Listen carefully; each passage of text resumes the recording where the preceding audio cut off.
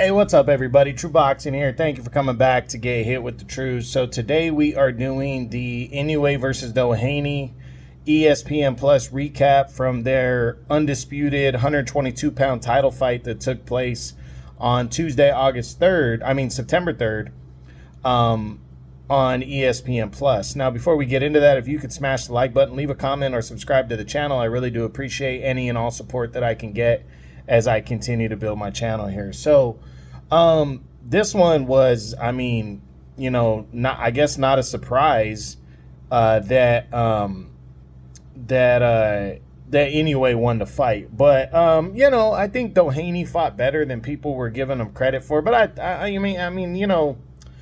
it's tough to chalk it up to anything really because I don't think Inoue really got up for this fight. I really think he wants to plan a big fight for the end of the year, or a bigger fight. So he wanted an easy road against the guy that I guess kind of established a little bit of popularity over in Japan. So he decided to go after Doheny. And, Doheny's a former world champ, but past it by 5 years? He's lost multiple fights against Sam Goodman, against Inoue Baluta, and I just, for me, there just wasn't like anything to get up for Inoue. So Inoue just didn't look at his best because I think he knew he didn't really have to be at his best to win this fight. Which sucks. You always want a true champion to come out and give his absolute best performance that he can every time out. But what was really what does he gain from beating Doheny? Not much, really. He's not like he was acquiring any titles. He was just holding on to the ones that he had. So it wasn't like, for instance, the fight with Paul Butler. Butler didn't want to fight, but that was for him to become undisputed champ, and Butler just happened to have the strap. Wasn't a big name. Nobody really was giving Butler a chance in that one.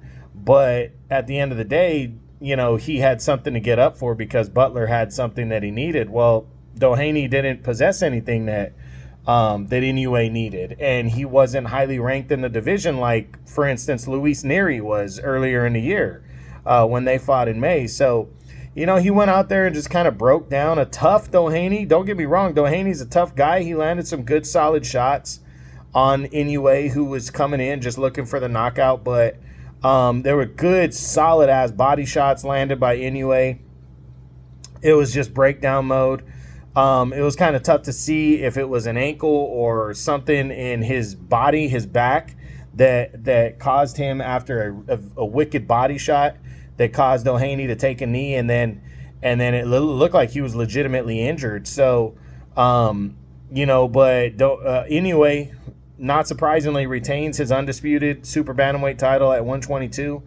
We'll be doing a what's next video on him next week to see what he does next. No big surprise here. It's not really anything special, but he got the win. So congratulations to him. I guess we'll see what he's doing next.